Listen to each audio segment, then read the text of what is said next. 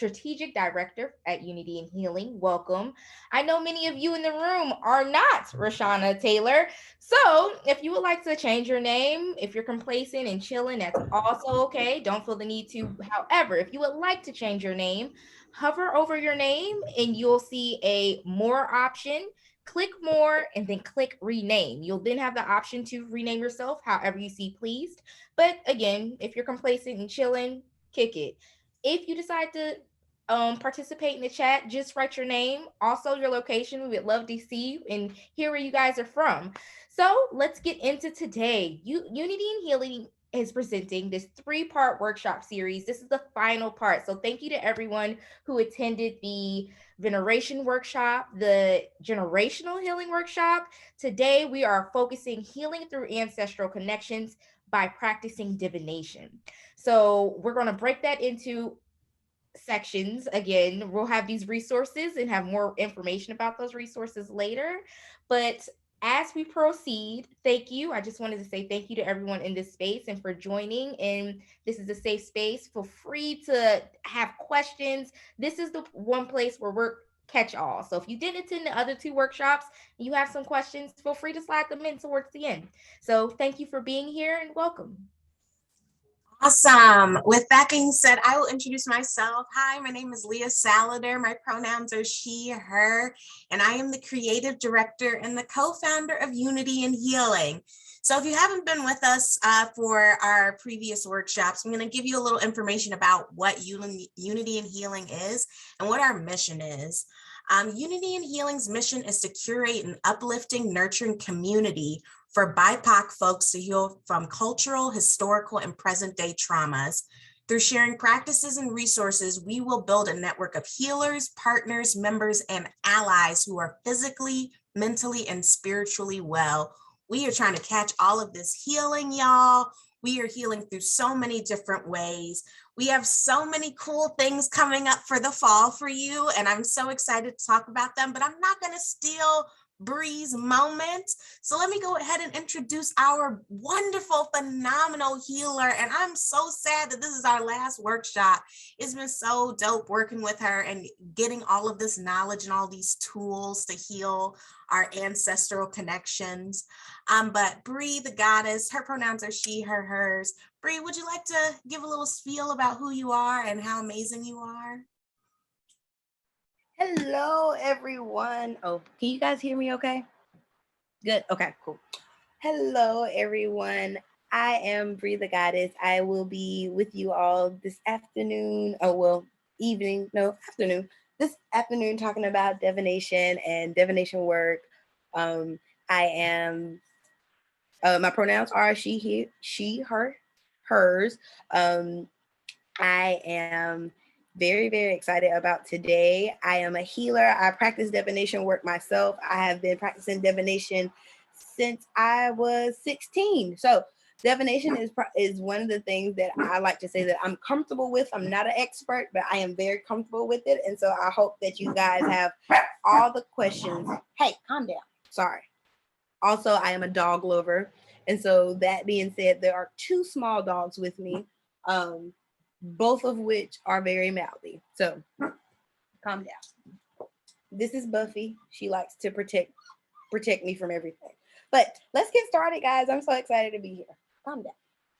So about divination, there are many, many different methods of divination. And we are only today going to cover a couple of them and only specifically to my personal practice and my experience with divination. So I'm not going to go into the different realms of divination.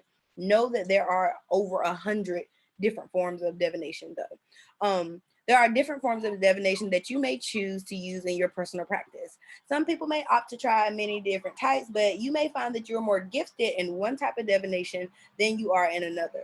Divination is tapping into a hidden knowledge by some form to discover information by the nature and the condition of things. Now, what I mean by that is, so tapping into the hidden knowledge, that's your intuition, tapping into knowledge that you don't already absolutely know for certain, but it's inside of you and you can bring it out with these tools. And so sometimes when practicing divination, you'll be like, I had a feeling that was going to happen, but I didn't know for sure. And so a lot of times divination really confirms our suspicions and also confirm things that we know to be true in our body. Throughout history, many diaspora descendants have utilized divination to help them guide on life's journey. There are several different tribes in Africa who use divination to this day. And what I mean, what they use divination before they leave the house, they use divination. Before they take trips, they use divination. Before they make big purchases, they make divination. I mean, they use divination. Before they get married, before they decide to have children, before there's divination can be used for just about anything. So if you have something that you really want a really stern and concrete answer to, I 100% recommend using divination to help you. So let's get into the different forms of divination. And give me 1 second. I'm going to open the door and let these guys out.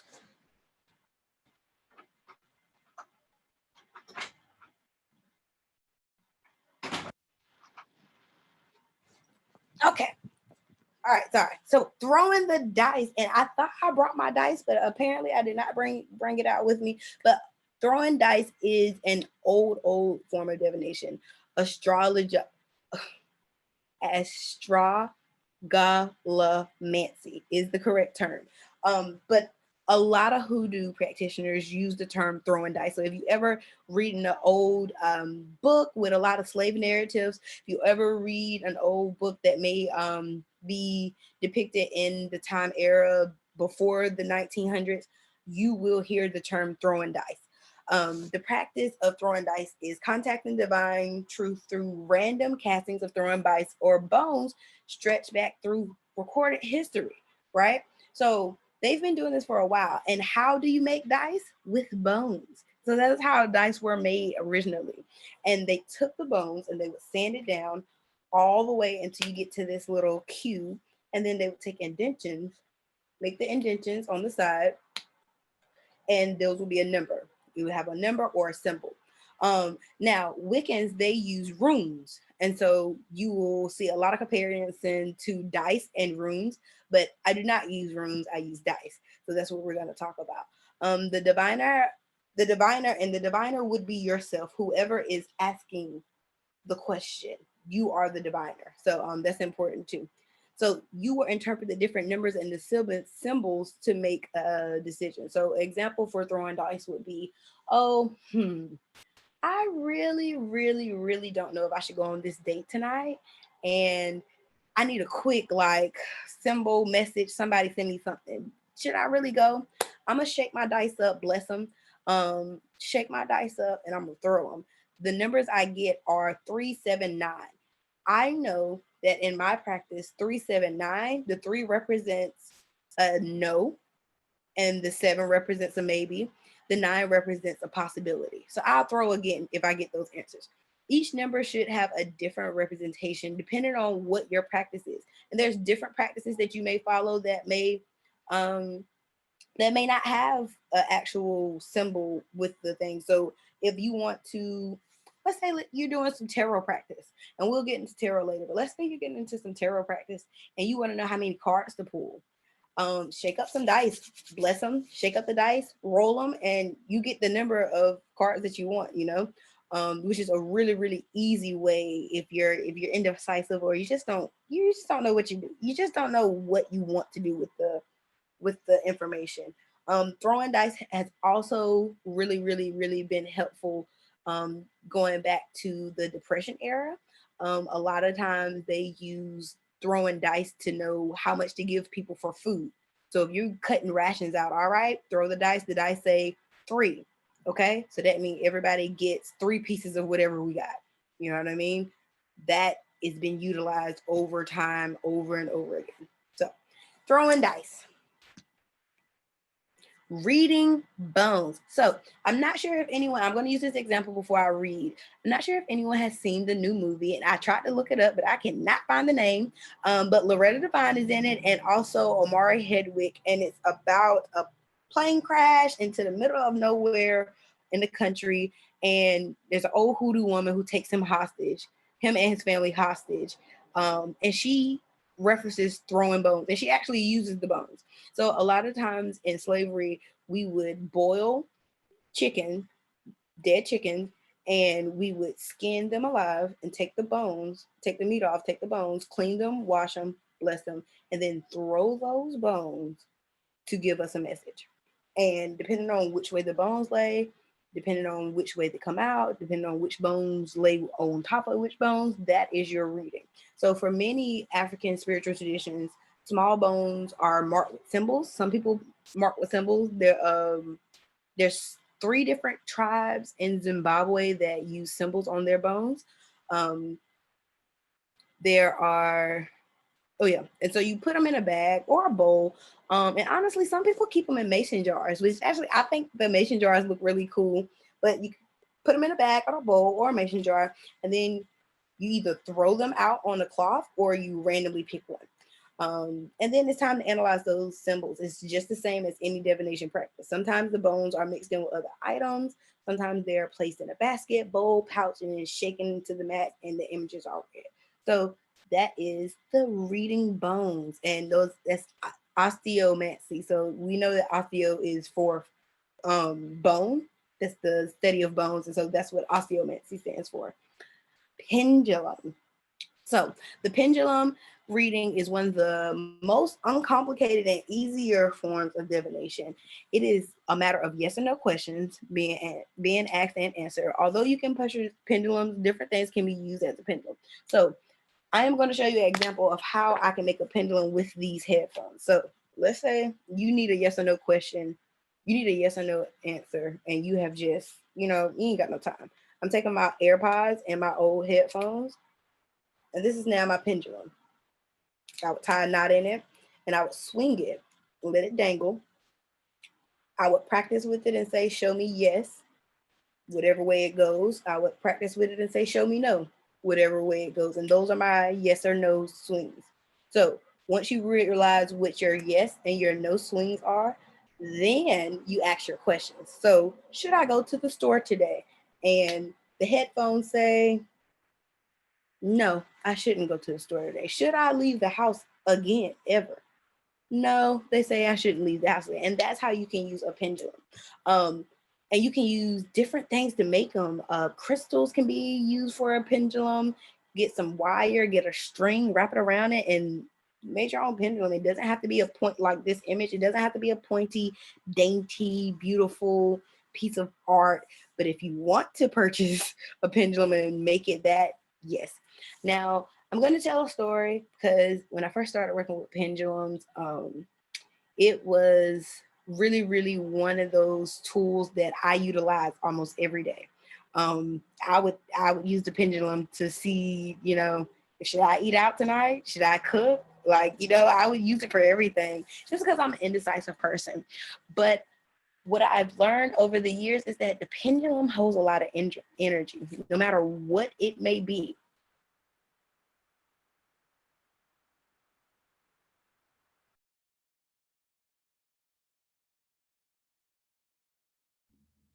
Ooh, Bree, I think we may have lost you. Pendulum, it broke. And it literally broke in the middle of a question and it snapped, like snapped. Then after it snapped and I got another piece of wire to go through it, the actual crystal part of it popped.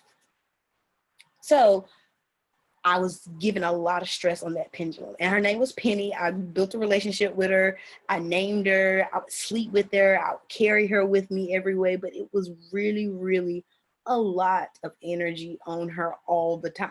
And I would even use her to ask questions for other people. So my advice with the pendulum is literally, if you're gonna use it, be very cautious about how often you use it. Don't utilize it for everything. Wouldn't use it for a daily thing. And if you're going to use it for other people, let's say if you are a practitioner and a diviner and you want to include this as a service, I would buy a completely separate one, and I would also always keep one on hand just in case, and cleanse it, that too.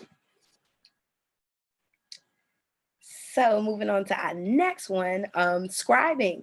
So one of the most popular ways to get messages from the spirit world is the use of scribing. This method is simple, and you hold a pen, pencil, or whatever writing utensil you may want to use, and you allow the messages to just flow through through your consciousness. Some people believe that the messages are channeled through the spirit world. And as with any form of psychic divination, the more you practice automatic writing, the more you become to understand the messages you are receiving. So, giving you an example, I have my journal here. This is one of the journals that I use for scribing, and I'm going to show you guys an example of something that I just learned. So, this is a doodle. One day I meditated and I was like, I really want an image of something from my past life. Like, I really want to contact something from my past life. And I meditated, got up, and got a pencil, and this is what I drew. So over the next days, I'm like, who is this woman? Because I've never had a fro that big. My eyes don't look that way. My eyebrow, my mouth doesn't look that way. I just like, it's details that I'm like, I've never had a connection with this. But then over the next couple of days, I started getting names and letters. And so at the top here, I've written, I don't know if you guys can see it, Wendy Fendi Sydney. And I don't know which one is her name. I don't know if that's her whole name, but these are the letters that I've gotten over meditating and just sitting down with my pen and just letting whatever comes come out. Different messages can come out different ways. It maybe will come out in a drawing. Maybe it'll come out in random letters. Maybe it'll come out in a whole paragraph. Maybe it'll come out in a book. There are a lot of different ways. So this is another example. This is one, and this is probably really old, but it says the veil is thin. Make your connections and give those offerings. This is a time of restructure. And this is just a randomly just something told me to pick up my pen and write. And I'm just writing down, not consciously being aware of what's happening. And then aftermath, you look at it and you're like, oh, okay. So somebody trying to tell me something. Okay, cool. And I listen. Um, so that is an example. Those are two examples of scribing. So practice those things though. Just sit down and write and see what comes to you. Especially with journaling. Yes, it's so very necessary to use prompts for certain shadow work pieces, but sometimes you just need to sit down and see what comes to you. Just write it down. Random song lyrics, random numbers, just write it down. When it comes to you, just write it down. Okay, so cowrie shell reading. So cowrie shell readings are usually used by initiated practitioners of Ifa, Santeria, and Badu. So what I will say going forward before I finish the rest of these two paragraphs what I'm not telling you is that you cannot do cowrie shell readings if you're not initiated practitioners. What I have learned is that the only way to get accurate shell readings is to present those to an initiated practitioner. So in your own time and in your own home, play with the shells, explore, see what you learn, see what comes up. But in order to really get an actual true meaning, true purpose, and true meaning of the shells, I would definitely seek help from an initiated practitioner. And here's why. There's a combination of a possible 256 possible Odu and skilled diviners can interpret each meaning of each one. So each each shell has a different Adu. And it's actually almost over 256. So you can get 256 different answers. So to compare it to something like the tarot cards, you have 78. So think of a deck of 256 that you have to memorize and know. And so that's why I say I would seek help from an initiated practitioner because it is a lot. It is stressful to learn 256 different meanings. Now, how they determine those meanings is how the shell lays. And so I've given some examples here. So these are tiger cowrie shells that are pictured here. One is placed flat, one is on its side, one is face up. Two are facing pointing straight up, but they're pointing two different ways. One is the bottom and one's the top. And that's just five, and those are already five different meanings. You know what I mean? So to compare the shells to something, I would compare it to coins. And if you want to practice with coins instead of shells before you get into shells, I would definitely do coins. Doesn't matter if they're copper or silver. A lot of people have a lot of discrepancies over silver, copper. A coin is a coin to me. It uses the same way money holds energy. Use it. So the shell only has two stable positions on a flat surface, with the slit slide side facing either up or down. And a few cowrie shell diviners use the shells in a natural state, and then the outcome of the throw for each phrase is either open or a closed sit down. So again, you have so many different meanings that you can get from just a reading of 5 different shells, and usually they come in a pack of 12. So imagine throwing 12 shells on a mat and you get all of them in different varieties. Some are up, some are down, some are open, some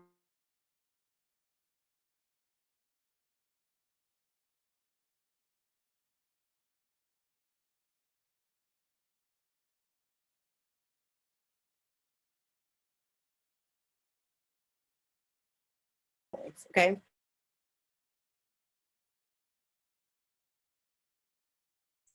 Ooh, Bree, we lost you a little bit. Oh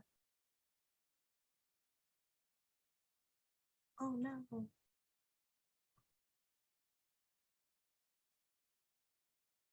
you hear me? No. Oh, I can hear you now. Okay. It went in and out. I'm sorry, y'all. We had a storm. The internet's been in and out all day. I'm trying. So sorry. What was I saying? So with coins, let's use the dime for example. The dime is 10, and 10 in numerology shows infinity, infinite power, the number 10. So when you see a diamond is face up, you would think positive infinite power. When you see a diamond is face down, you would think negative infinite power. And so whatever that means to you, that's how you interpret that reading. So that's just a little bit about the cowrie shell reading. And that is something that I do not offer this service because, again, I am not an initiated practitioner, but I do practice with coins, and I will consult an initiated practitioner to help me decide what these meanings mean and then get a cowrie shell reading from them.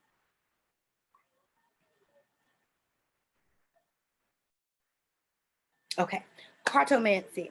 So this is the art of cards. Okay, this is the reading of cards, and it's not just tarot cards. You have oracle cards. You have the Lenormand cards. The playing pack cards. You can use any cards to use to practice cartomancy. So the cards offer a guideline, and the reader simply interprets the probable outcome based upon the forces presently at work. Hold on. Readers do not predict the future. That's not what it is. They are not. They're not fortune tellers. It's not what it is. Hold on, guys. Give me 1 second.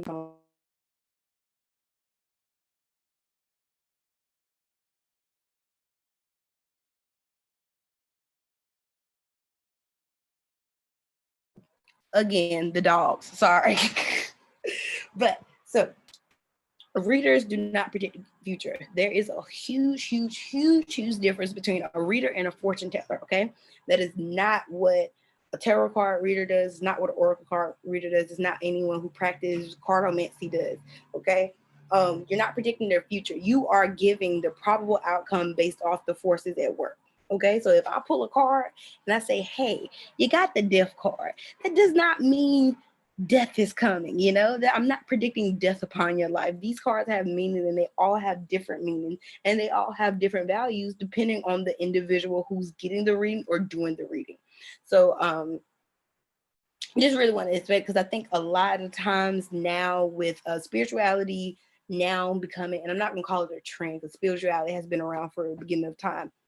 Spirituality is becoming a topic of interest for a lot of different people, and a lot of people are coming into their own spirituality.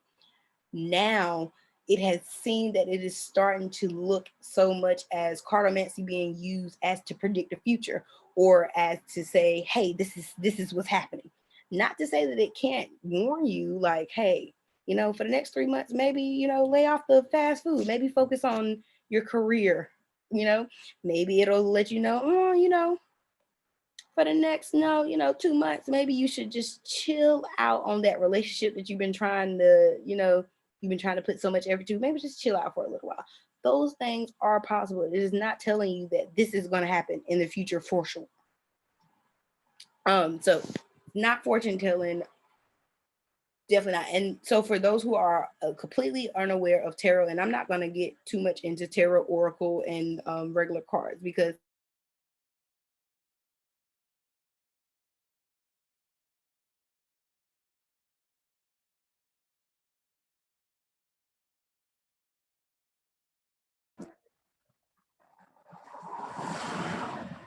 be applied to different people. All right. Hope that makes sense. So here are some of my tips for divination work. And this is my tips for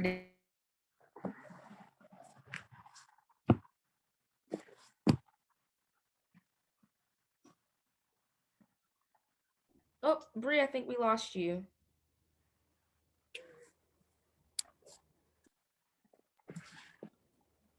you use your intuition and you know when you're called to play with something. It's like a kid looking at the toy owl. You're just like, oh, did it go off again?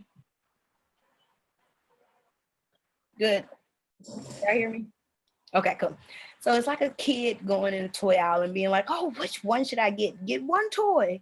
And your mom might say, yeah, you can get one toy, but you're looking and you're like, oh, but I'm pulled to two toys. You know, which one do I use?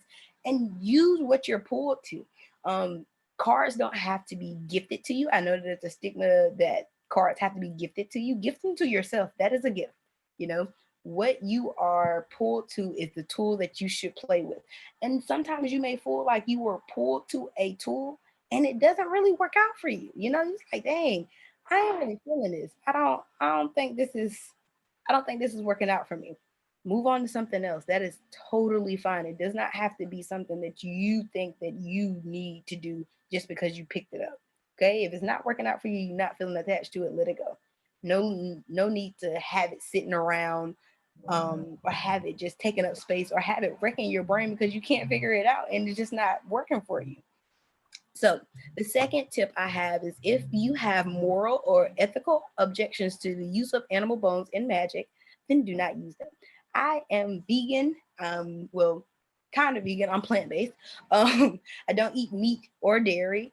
And so I don't use animal bones in my practitioner. Now, have I used it in the past? Yes, but I do not incorporate those things in my own practice. And those things being is because I don't let those things enter my body. So why would I let those things show up in my practice? So I'm staying true to myself and don't let anyone deter you from doing that. Now, if you are plant-based and you still want to play with the animal bones, by all means, go for it. But just check in with your morals and your ethics, okay?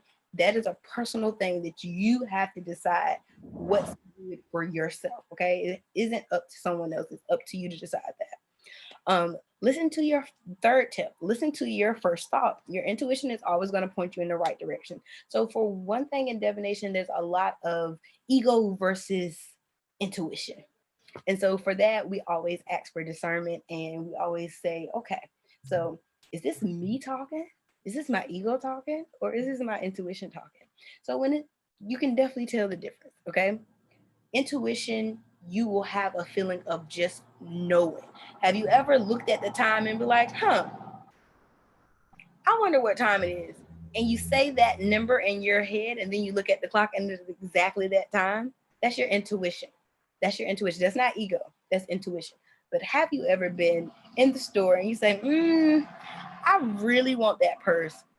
I know I don't need that purse, but I really want it. And you say, something in my gut is telling me to get that purse. That is your ego feeding into you, you know? So learning the discernment and learning how to balance those different things while doing divination, because it can be very tricky. Sometimes you will pull a card. Let's say I'm doing a tarot reading for someone.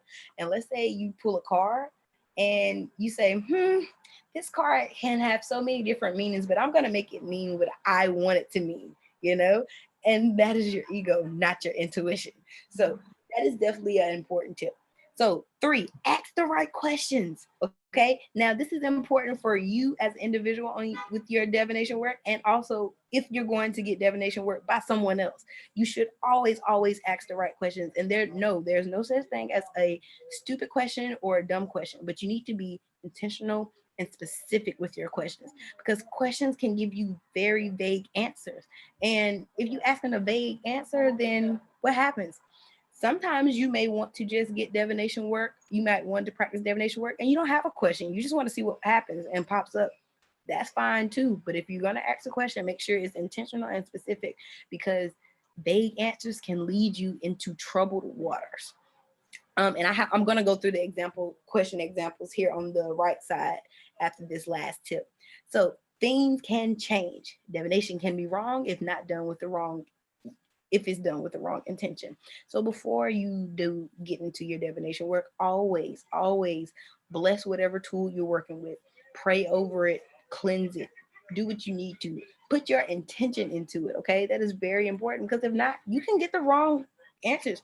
And sometimes dark entities can attach themselves. Shh. Calm down. Sometimes dark energies can attach themselves to your items. So remember that. Put the right intentions into your tools, and then you always get the intentional answers that you are seeking. So, questions, examples. And these examples, I'm going to shut this door. Ugh, sorry. Homestead life is not for everyone. I am one of those people. Question examples. What truth am I hiding from myself? So this question is a brilliant question because we hide things from ourselves all the time. You could be in a relationship for 4 or 5 years and literally say, I'm just not feeling it. Every day you wake up and I'm just not feeling it. I just need to leave. I need to break up. I just need to leave this person alone. But there's nothing wrong with them. There's nothing that they're doing malicious to me. There's nothing that's happening that's bad. So I should stay. And that is a truth that you are hiding from yourself. Once you pull that card down and that card says leave, that is you hiding the truth from yourself. And so that's an example of how that question can come up. What are my guides or my and or, because you can also add them together. So what are my guides and my ancestors asking of me?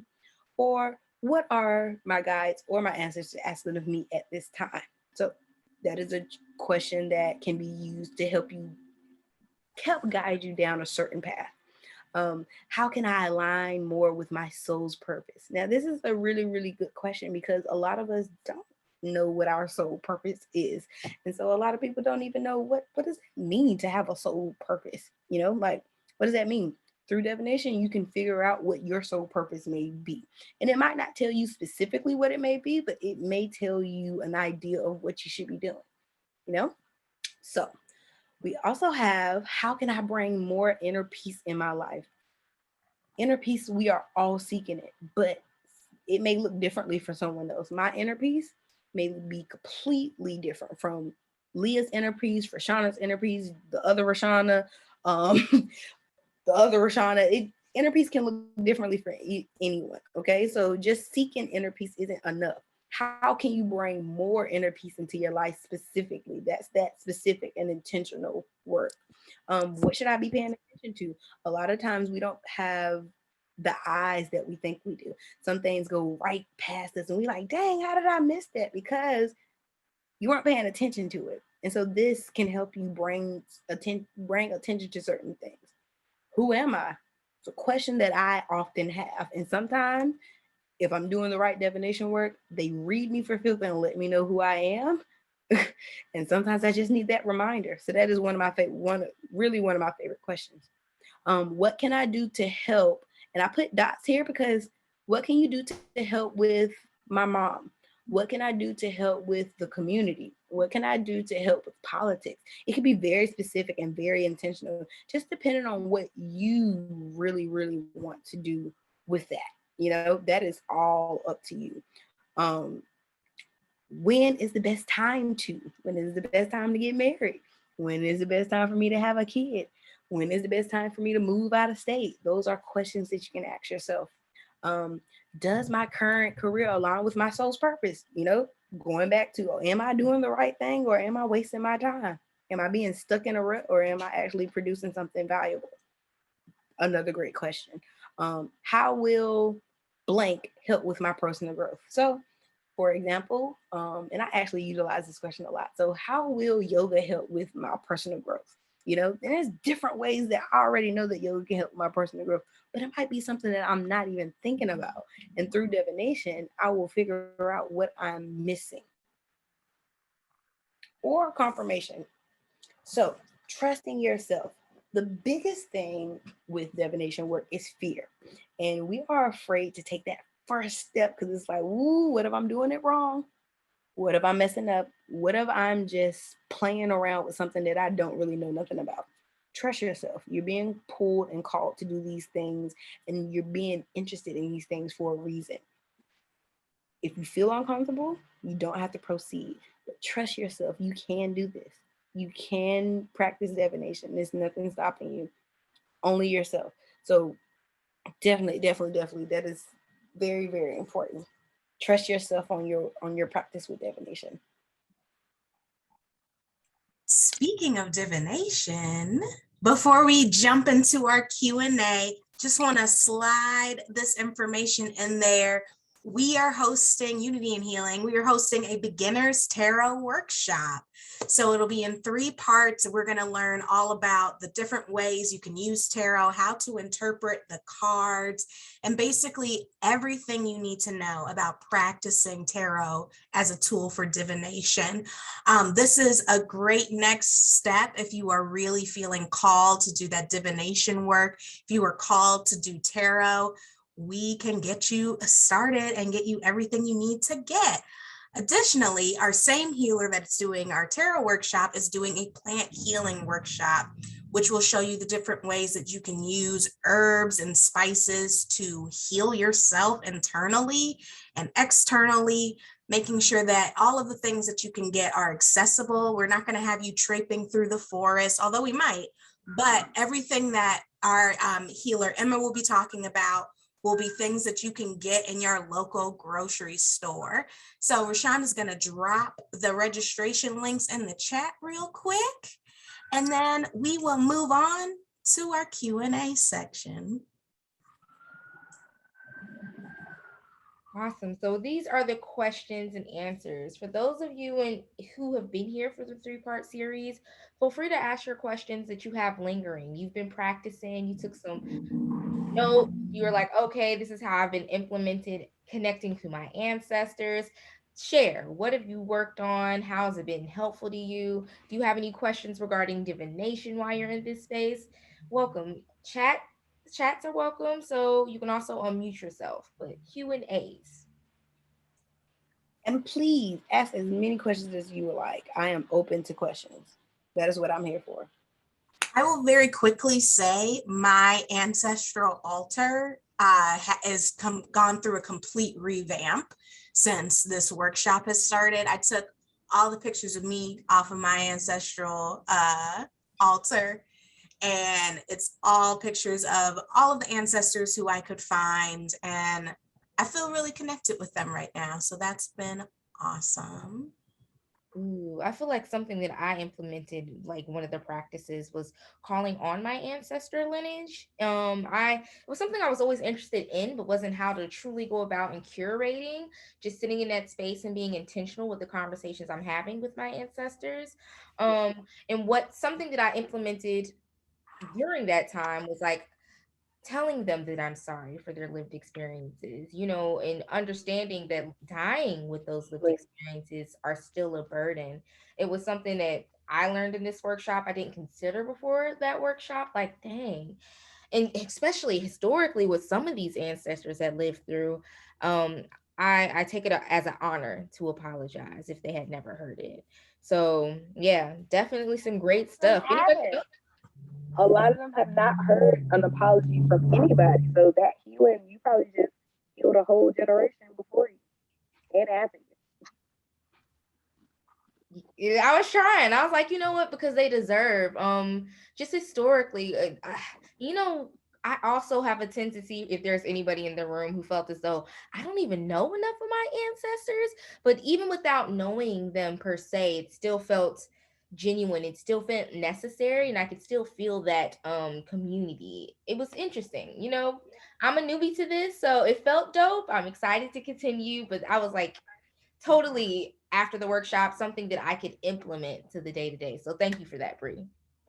That's beautiful. Thank you for sharing that. Leah and Rashana, thank you for sharing that. Oh, we have something in the chat. I feel like I've been Okay. misreading my pendulum for years. Ooh, you Okay. want to explain a little bit more? Yeah.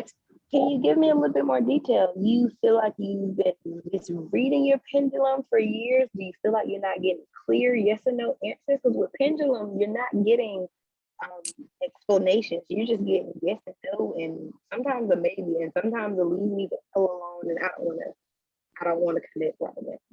So if you can elaborate, and Hey, you can put it in. Let me see. I'm turning my volume up. Can you hear me? Okay. Okay. So I have a pendulum, but I also use it as a necklace. So it's like a tiger's eye. And it just kind of like wraps on this little chain. So I wear it when I wear it as a necklace, it's kind of like right here, kind of like have it dangling a little bit. But I did use it for like to kind of judge like my relationships. And I would ask my pendulum, okay, which way is my yes? And which way is my no? So with my yes will go this, go forward, back and forth. But then my no is never really sturdy. Sometimes it'll be a circle or sometimes it goes to the side. So I feel like in the moment, I try to like tap into like my inner self and my spirituality, but I'm not sure if I'm like telling it to do a certain thing because it's what I want. It's like, oh, well, I really like this guy and I think there's a future with him. So is this person for me? And I think my intuition and my feelings are saying like, yes. But then once life and stuff goes around, it's just like, wait, I think my pendulum was giving me a little bit of misjudgment, or maybe I wasn't reading it right. So maybe you can give me a little guidance on like how to maybe reset my pendulums. I believe that cleansed it, I put it away for a while, but I don't know, maybe it's broken. So I will say wearing it as a necklace can attach your energy to it. So you might be reading your ego and you might be reading your energy off of that pendulum. Pendulum are kind of like people. And so they have their own personality, they have their own energy, and they have their own ways of thinking. And so you wearing it on yourself quite often, you have influenced your pendulum to be.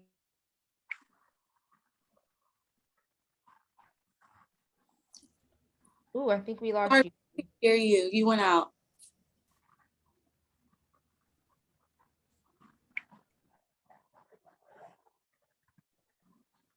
From the can you hear me now?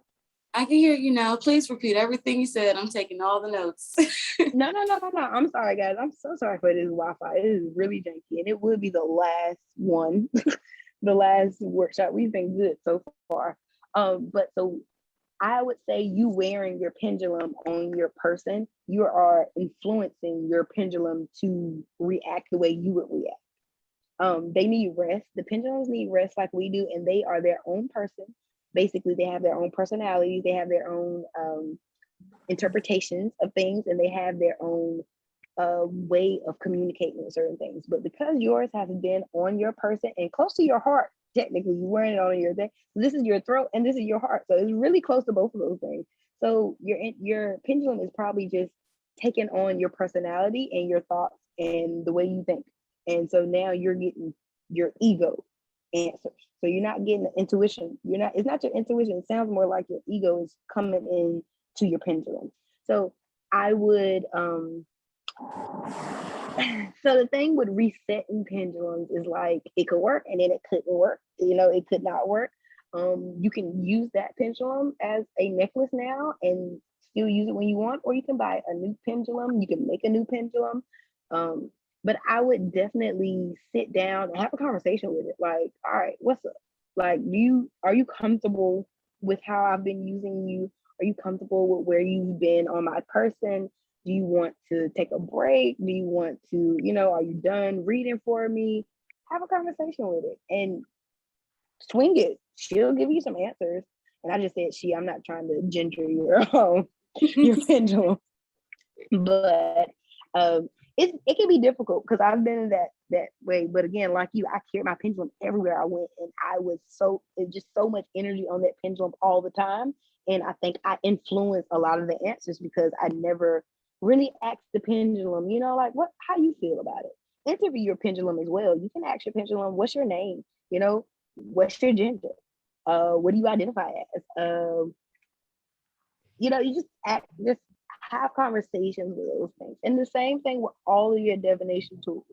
Sleep with the pendulum under your pillow, or sleep with it beside your bed, sleep with your tarot cards in your bed. But once you take it outside of your sacred space, you got a lot of other energy attaching itself to it, And doing it often is a lot of stress. And so her defense mechanism, I keep saying her, I'm sorry, their defense mechanism might just have been to attach themselves to you.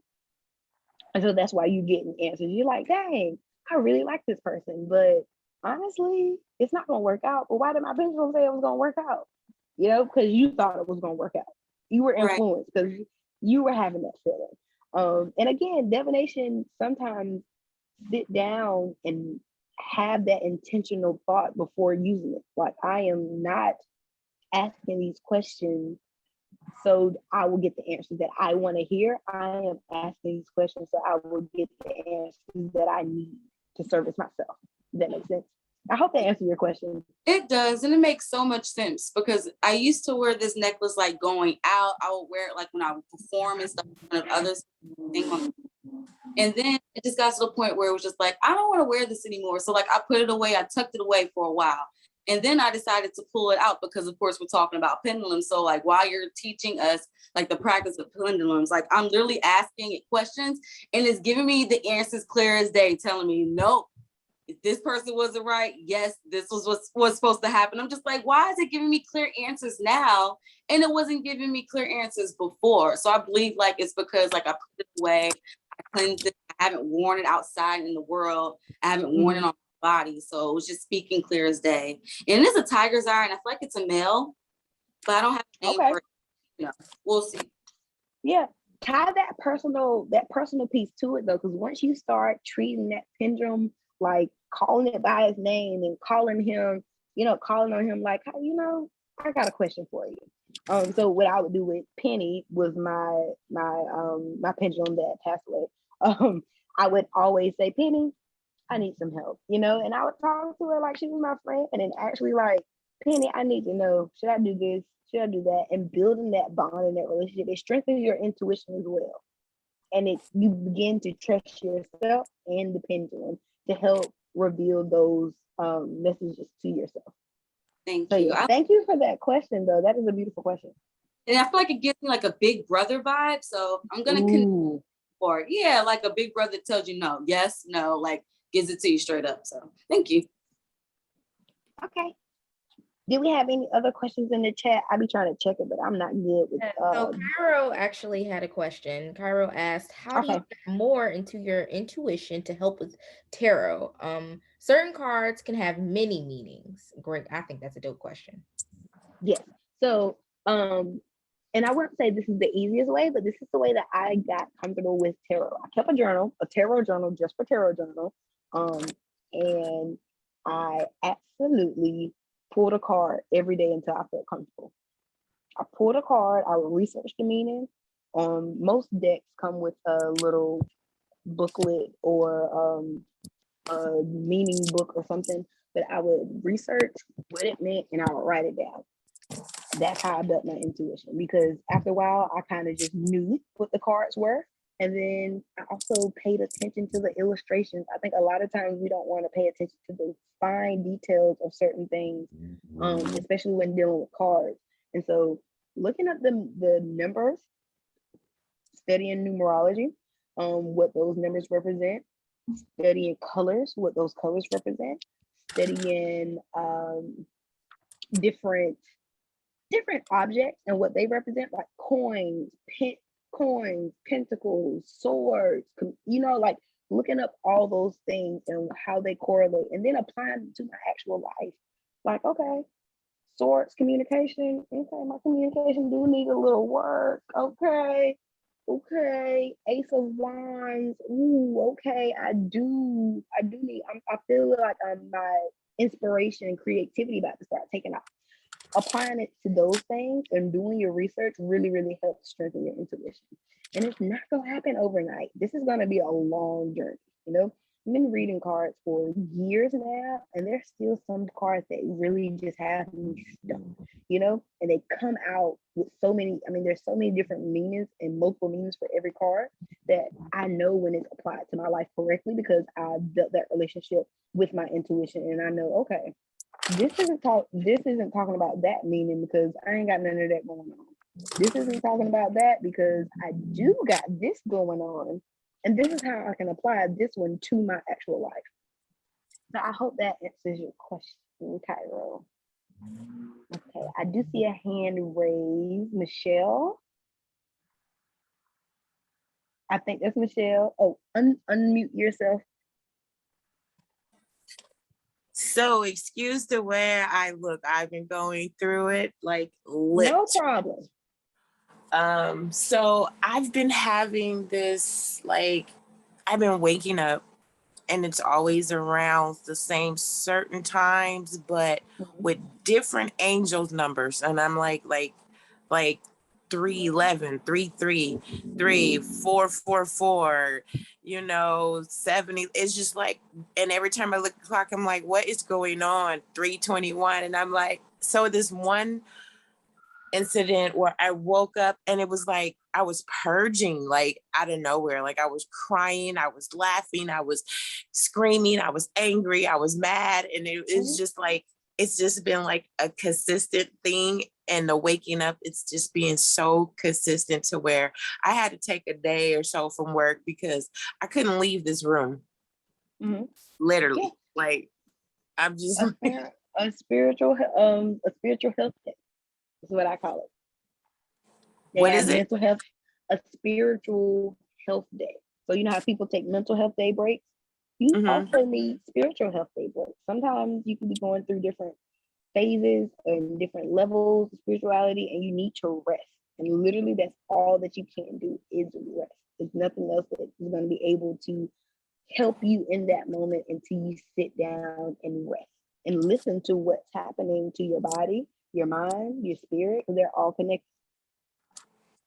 It's just I was so scared. I didn't know what was going on with me. It was like something was just tearing stuff out of me. Like, I'm like, I don't know if to cry, laugh, scream, angry. It's just like, I'm just fierce one moment. It's just like all different personalities was coming out of me. No, it's literally, so when we go through different spiritual levels, different spiritual shedding of certain spirituality and certain things, you begin to see life for what it really is, and you come into your body a little bit more. And for a long time, I'm just stepping outside, sorry, but for a long time, you could really have been disassociated. And so you maybe now settling into reality for the first time.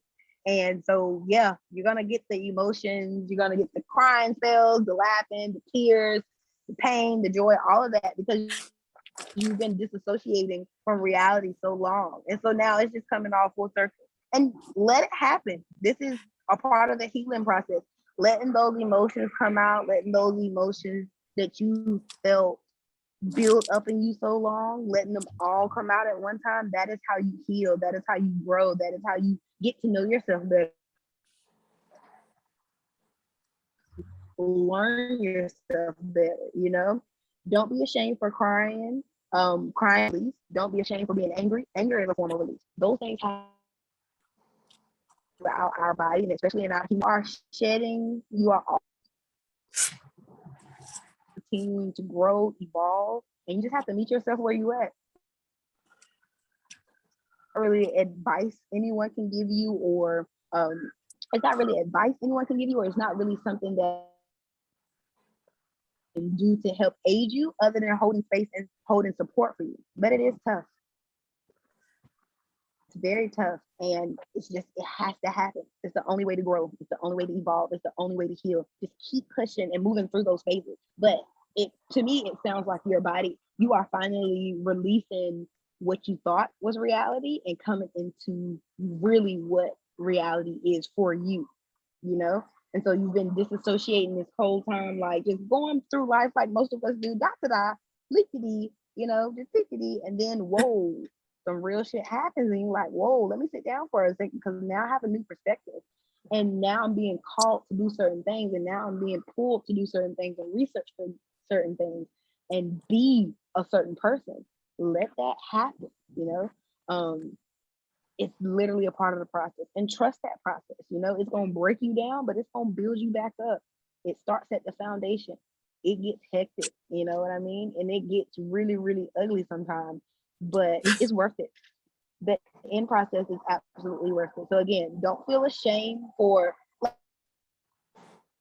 laughing, crying, feeling hurt, feeling angry. Those things are a part of the process. A part of it. Embrace it. Go along with it. Thank you. Flow with it, because that is a part of you growing. No problem. Always, no worries. Nothing to worry about at all. I don't really You have have support, so I'm trying to figure it all out by myself. yeah. I at same place that you were. And it gets hard, man. I was just saying it gets hard, but being alone also shows you how strong of a foundation you can be for yourself. It shows you who you can show up for yourself. But at the end of the day, you came into this world alone and you're gonna leave alone. No one's coming. True that. It's you. It's you. So you gotta learn how to rely on yourself, if that makes sense. Rely on yourself for yourself. Bree, that was a Do word. you have any other questions in the chat? Oh, thank you. That was a word. Like, woo, I received that myself. In there though, I've literally been at that exact moment where it's like, damn, what do I do? What do I do? Who am I? What's going on? And it's like you just have to embrace it for whatever it is that's showing up and learn how to be there for yourself. Because again, it's just you out here in the world.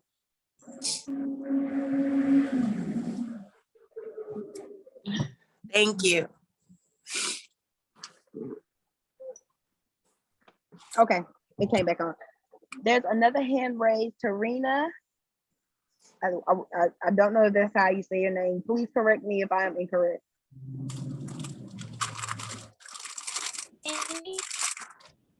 Hello? Is it working or no? It's a little.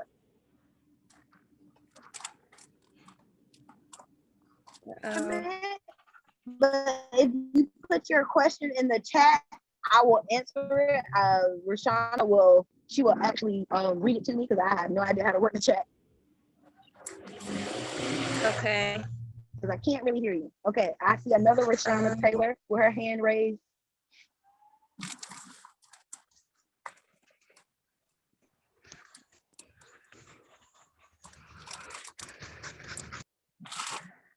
Yeah, I hope it's not me. Are there any other questions in the chat, Rashana, if you can check for me? Not at the moment. I'm waiting to see if we have a few pop in for you, Bree, but I think I can see people moving around trying to drop something in the chat. So let's give it a second. Okay. No problem.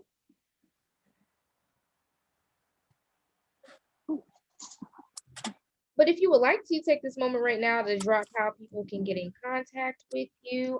Okay, cool. I am a terrible self-promoter. I will be the first person to tell you. I am terrible self-promoting because I forget that I'm actual a person who actually provides other things for people. So you could get or IG Rashana drop the link or website. It is genvan.com. My Instagram is at Breathe the Guy. And I'm gonna start getting a little bit more active. Social media break because I am not me and I'm really getting adjusted to it. But I promise if you DM me, I will DM you back. If you have a question, I will get back to your question. I just do not do a lot of active posting and I'm getting out of that habit, getting back into it. Because I noticed that this is really a time where I need to put out more information than normal. But also if you would like to book your own tarot reading with me, I provide readings, oracle readings, tarot.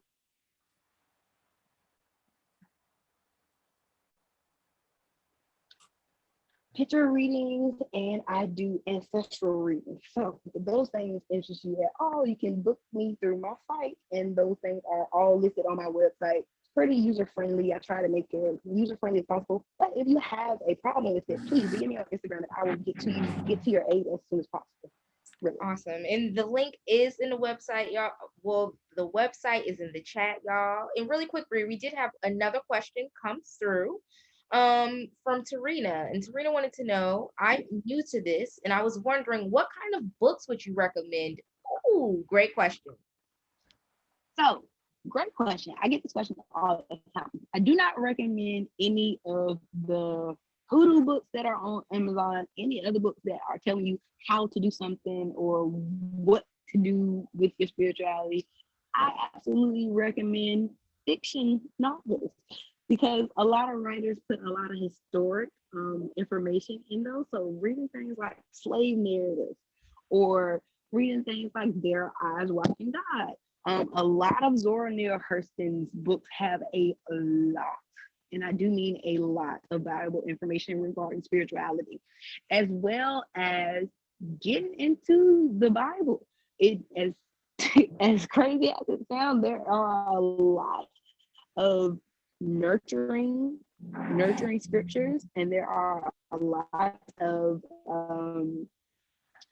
of different things that you can dissect and interpret in your own words. Okay, interpret the way you see fit, not how anyone else sees. But a lot of times I don't want to recommend certain books because everyone needs something different. And if you're new to it, I want you to be as get into it, go to the utilize the library more than anything because libraries are free. There are a lot of ebooks that you can check out. You can go into the library and just research certain things. There are so much valuable information in books and actual historic books, and it can get overwhelmed. So I won't recommend you any certain books because I don't have that I actually read throughout my journey. I just stumbled upon a bunch of different random books and they all kind of make sense. I read a bunch of slave narratives for the first 2 years when I practiced divination. I mean, I read like 90 slave narratives and they all taught me something very valuable and different. And you really learn things about yourself, about your culture, about just how to survive. Honestly, the slave narratives really teach you how to survive when you don't have anything to look forward to, if that makes sense. How do you wake up every day knowing that you're not a free person, or how do you survive the conditions that they did? And that was really important for me to understand. So that's all I can really recommend for you as far as books. I don't have any specific books, but Zora Neale Hurston, start with her and go down the rabbit hole because a lot of her books, woo, and Alice Walker, Zora Neale Hurston, Alice Walker, and James Baldwin. Those three right there, they will take you on a ride from spirituality to devotion to your faith to your beliefs, everything, all of it. And it's all hidden in those books for sure. And to follow up with that question, we will be sending out an email later this week with a bunch of resources for everyone so you can get started on this beautiful journey. But I was gonna say the biggest thing I want you guys to understand that there is no how-to book. There's not one how-to book that's gonna actually aid you in this journey because there's no one way to do this. So it's no how-to, it's what you do, what you show up as, who you are as a person, how things shown up in your journey, and document it, journal. Absolutely, everyone should have a journal through this and write it down.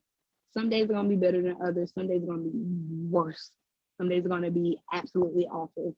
Some days are gonna be absolutely terrible, and you're not gonna feel like yourself. But when you go back and look at those journals and be like, dang, I was tripping over that. I got through that like 2 months ago. I'm good now. Look at me now. I was really this bad. Like, oh my gosh, what's going on? It's really inspiring. You can inspire yourself.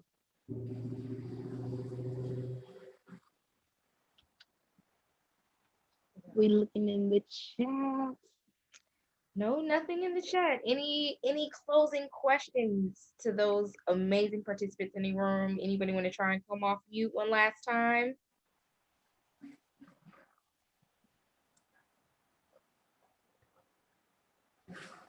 I really appreciate all of you guys for showing up. Even if this is your first time coming to this workshop, if it's your second time, if you missed the third time, whatever, I appreciate you guys more than you know.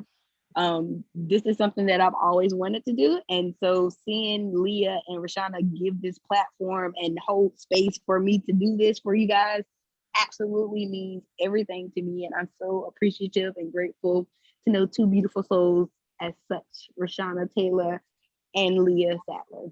So I'm very grateful to Unity and Healing for giving me the space to help you guys reach the place that you're going.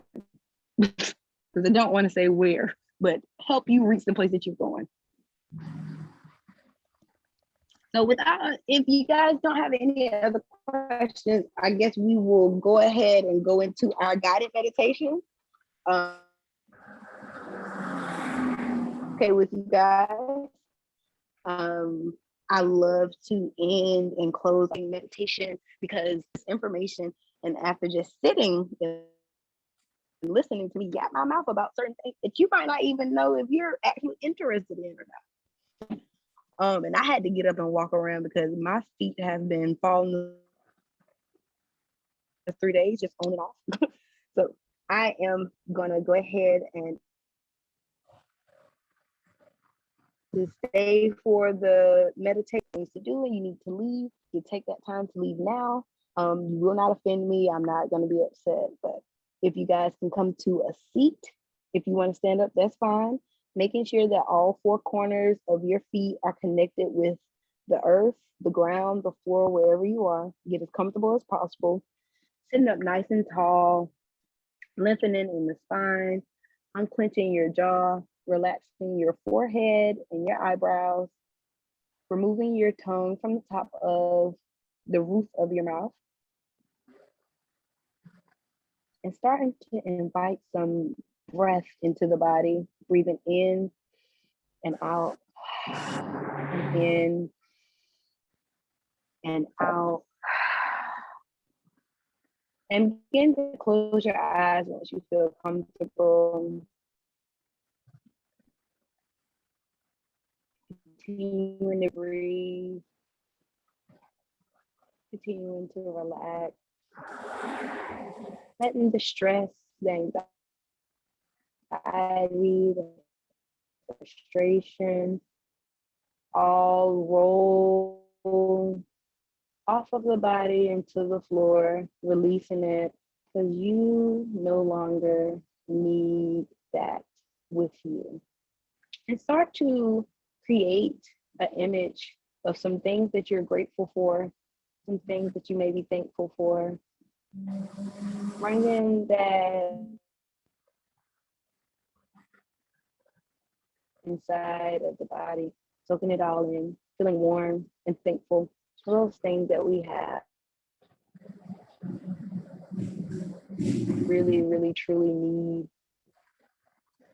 Continuing to breathe in and out.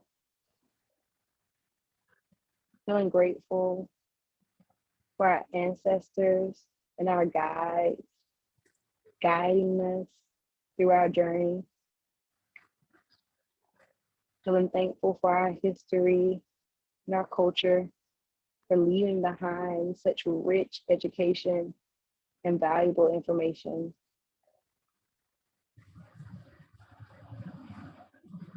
Bringing in gratitude for yourself and where you are right now on your journey and where you are right now in life. Showing up authentically as you should every day. Taking a deep breath in and out. Relaxing, sinking deeper into this meditation.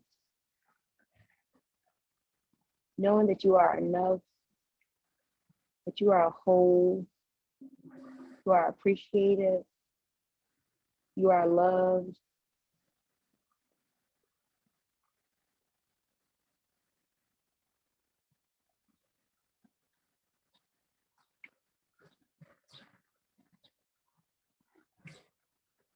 And slowly, in your own time, you can start to wiggle your fingers, wiggle your toes, just bringing awareness back into the body. And slowly blink the eyes open. And welcome back to this space. And with that, guys, I'm going to close out our very final workshop. Hopefully, I will be back. It is now going to be a goal of mine to come back and do another workshop with Unity and Healing, because I have enjoyed this so much and I'm so appreciative of this. Again, we will be getting those resources out to you guys later on this week. And I really, really appreciate each and every one of you. I just want to real quick say for thank me you to come and talk to you Oh, no. about my experiences. But no, you're fine. I just want to say thank you so much, Bree. Thank you for giving us your energy, your time. This has been wonderful. I know I have gotten so many things out of this, and we will absolutely have you back. That's not even a question. It's just a matter of picking the date and the topic. That's not a question. Girl, you be back. You will be back. I'm for it. Let's get on it. Okay, thank you, everyone. I hope you take this. I hope you take this energy with you through the rest of your week. Please reach out to our email, reach out to us on Instagram if you have questions, and you'll be hearing from us later this week. Yes.